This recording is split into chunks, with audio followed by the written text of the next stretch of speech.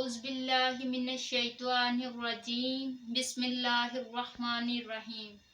نحمده نصلي على رسوله الكريم أما بعد فأعوذ بالله من الشيطان الرجيم إنما المؤمنون إخوة فأصلحوا بين أخويكم واتقوا الله لعلكم ترحمون صدق اللہ العظیم۔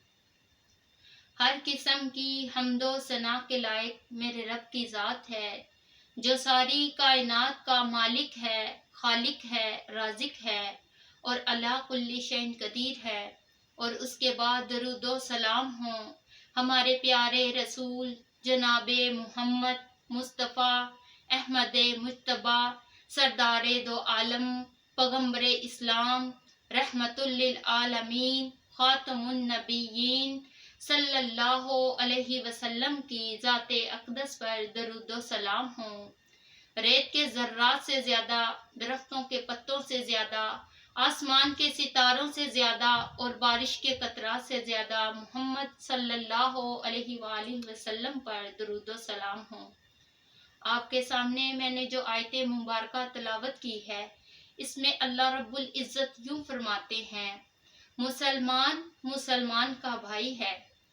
بس ان دونوں میں آپس میں صلح کرواؤ اور ڈرو اللہ تعالیٰ سے تاکہ تم پر رحم کیا جائے۔ جس طرح مسلمان آپس میں بھائی بھائی ہیں، نبی کریم صلی اللہ علیہ وآلہ وسلم فرماتے ہیں کہ اگر مسلمان پڑوسی ہے تو اس کا بھی خاص حق ہے، ایک مسلمان ہونے کا، دوسرا پڑوسی ہونے کا۔ نبی کریم صلی اللہ علیہ وآلہ وسلم فرماتے ہیں کہ پڑوسی تین طرح کے ہیں۔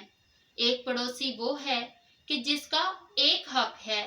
اور ایک پڑوسی وہ ہے کہ جس کے دو حق ہیں، اور ایک پڑوسی وہ ہے کہ جس کے تین حق ہیں۔ تین حقوق والا پڑوسی مسلمان قرابت دار پڑوسی ہے۔ یہ پڑوسی تین حقوق کا مالک ہے۔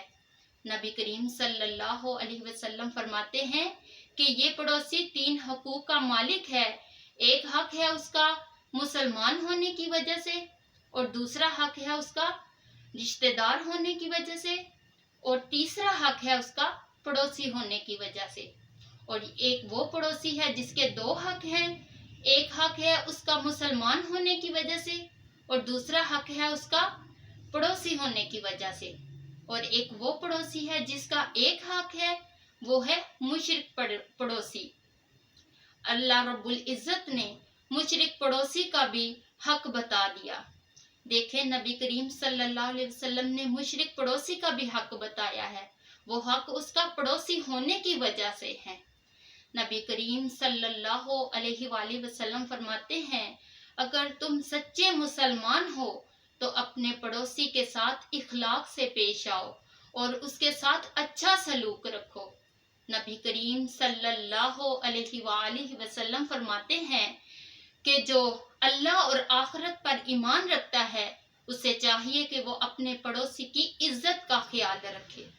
نبی کریم صلی اللہ علیہ وآلہ وسلم فرماتے ہیں کہ حضرت جبرائیل علیہ السلام نے مجھے ہمیشہ پڑوسی کے بارے میں وصیحت کرتے، یہاں تک کہ مجھے گمان ہوا کہ کہیں اسے وراثت میں نہ شریک بنا دے۔ نبی کریم صلی اللہ علیہ وسلم کا فرمان ہے کہ جب قیامت کا دن ہوگا تو سب سے پہلے دو پڑوسیوں کے درمیان فیصلہ ہوگا۔ نبی کریم صلی اللہ علیہ وسلم فرماتے ہیں کہ تب تک تم مسلمان نہیں ہو سکتے جب تک تمہارا پڑوسی تمہاری اظہار ثانیوں سے محفوظ نہ رہے۔ نبی کریم صلی اللہ علیہ وسلم فرماتے ہیں کہ اگر تم نے اپنے پڑوسی کے کتے کو بھی مارا تو تم نے اپنے پڑوسی کو تکلیف پہنچائی۔ حضرت امام زیدی رضی اللہ تعالی عنہ روایت کرتے ہیں کہ نبی کریم صلی اللہ علیہ وسلم کی خدمت میں ایک آدمی حاضر ہوا اور اپنے پڑوسی کی شکایت کی، کہنے لگا کہ میرا پڑوسی مجھے بہت تنگ کرتا ہے، مجھے بہت پریشان کرتا ہے، مجھے بہت تکلیف دیتا ہے، مجھے گالیاں دیتا ہے۔ تو آپ نے فرمایا کہ تیرا پڑوسی تیرے بارے میں اللہ تعالیٰ کی نافرمانی کر رہا ہے، اور فرمایا کہ تو اپنے پڑوسی کے بارے میں اللہ تعالیٰ کی اطاعت کرتے رہو تو یقیناً کامیابی ہوگی، فائدہ ہوگا۔ حضرت امام زیدی رضی اللہ تعالیٰ عنہ فرماتے ہیں کہ نبی کریم صلی اللہ علیہ وسلم کی خدمت میں ایک شخص حاضر ہوا اور اپنے پڑوسی کی شکایت کی، تو آپ نے فرمایا کہ مسجد کے دروازے پر لکھ دو کہ 40 گھر باہم آپس میں پڑوسی ہیں۔ تو آپ صلی اللہ علیہ وسلم نے چاروں سمت اشارہ کر کے بتایا کہ 40 گھر اس طرف، 40 گھر اس طرف، چاروں سمت 40 گھر آپس میں پڑوسی ہیں۔ ایک نیک بزرگ فرماتے ہیں کہ میرے گھر میں بہت زیادہ چوہے تھے اور چوہوں کی وجہ سے میں بہت پریشان تھا،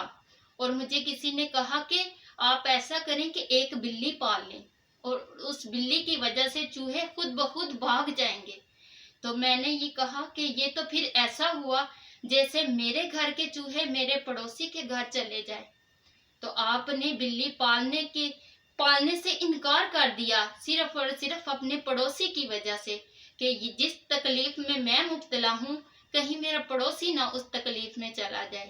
کیونکہ نبی صلی اللہ علیہ وآلہ وسلم کا فرمان ہے کہ سچا مسلمان وہ ہے کہ جو چیز وہ اپنے لیے پسند کرتا ہے وہی چیز اپنے مسلمان بھائی کے لیے پسند کرے، تو وہ سچا مسلمان ہے۔ نبی کریم صلی اللہ علیہ وسلم کا فرمان ہے کہ عورت سے برکت اور نحوست، عورت مکان اور گھوڑے سے ہے۔ آپ صلی اللہ علیہ وسلم کا فرمان ہے کہ عورت کی برکت یہ ہے کہ وہ زبان کی میٹھی اور بہترین اخلاق کی مالک ہو، تو یہ عورت کی برکت ہے، اور عورت کی نحوست یہ ہے کہ وہ زبان دراز اور بد اخلاق ہو، تو یہ عورت کی نحوست ہے۔ نبی کریم صلی اللہ علیہ وسلم کا فرمان ہے کہ پڑوسی کا یہی کام نہیں ہے کہ اپنے پڑوسی کو تنگ نہ کرے، تکلیف نہ دے یا پریشانی نہ دے۔ آپ صلی اللہ علیہ وسلم نے فرمایا کہ پڑوسی کا یہ بھی کام ہے کہ اگر اس کا پڑوسی کبھی اسے کوئی تکلیف دے دے یا پریشان کر دے یا مصیبت میں مشکل میں ڈال دے، تو آپ نے فرمایا کہ اس تکلیفوں پر صبر کرنا بھی سیکھے، یہ بھی پڑوسی کا حق ہے۔ نبی کریم صلی اللہ علیہ وسلم فرماتے ہیں کہ قیامت کا دن ہوگا اور ایک غریب پڑوسی اپنے امیر پڑوسی کو پکڑے گا اور کہے گا کہ اے میرے پروردگار، اے میرے مالک، اے میرے خالق، اس بندے سے پوچھو کہ اس نے مجھ سے مالی امداد کیوں روک دی اور میرے اوپر اپنا دروازہ کیوں بند کر دیا تھا۔ حضرت مغفر رضی اللہ تعالیٰ عنہ فرماتے ہیں کہ میرا ایک پڑوسی تھا، وہ قرض دار تھا اور قرض ادا کرنے کے لیے وہ اپنا مکان فروخت کر رہا تھا۔ تو حضرت مغفر رضی اللہ تعالیٰ عنہ اپنے پڑوسی کے مکان کے سائے میں کبھی کبھی بیٹھا کرتے تھے، تو آپ نے اپنے پڑوسی کو مکان کی قیمت بطور ہدیہ طور پر اپنے پڑوسی کو ادا کر دی اور کہا کہ اور فرمایا کہ اپنا مکان فروخت نہ کرنا۔ ان سب باتوں سے ہمیں یہ سبق حاصل ہوتا ہے کہ ہم اپنے پڑوسیوں کے ساتھ اخلاق سے پیش آئیں، ان کے ساتھ ہمدردی سے پیش آئیں۔ آپ صلی اللہ علیہ وسلم کا فرمان ہے کہ اپنے پڑوسی سے جب ملو تو سلام کرنے میں پہل کرو اور اس سے لمبی بات نہ کر، مختصر کلام کر، اور اگر تیرا پڑوسی بیمار ہو جائے تو اس کی بیمار پرسی کر، اور اگر تیرا پڑوسی کوئی مصیبت یا مشکل میں پڑ جائے تو اس کے ساتھ تعاون کر، اگر وہ فقیر ہو جائے تو اس کے ساتھ احسان کر، اور اگر وہ مدد کے لیے مدد مانگے تو اس کی مدد کر۔ ہمیں چاہیے کہ ہم اپنے پڑوسیوں کے ساتھ اچھا سلوک کریں اور ان کے ساتھ اخلاق سے پیش آئیں۔ آپ صلی اللہ علیہ وسلم کا فرمان ہے کہ جو تجھے نہ دے تو اسے عطا کر، یعنی دے دے، اور جو تجھ سے روکے تو اس کو بھی دے دے۔ یہ نبی صلی اللہ علیہ وسلم کا فرمان ہے کہ ہمیں چاہیے کہ ہم اپنی زندگی کو نبی کریم صلی اللہ علیہ وسلم کے فرمان کے مطابق گزاریں، ان کے ہر حکم پر عمل کریں، اللہ تعالیٰ سے دعا ہے کہ وہ ہم سب کو نبی کریم صلی اللہ علیہ وسلم کے نورانی طریقوں پر عمل کرنے کی توفیق عطا فرمائے اور ان کے نقش قدم پر چلنے کی توفیق عطا فرمائے۔ وآخر دعوانا ان الحمد للہ رب العالمین۔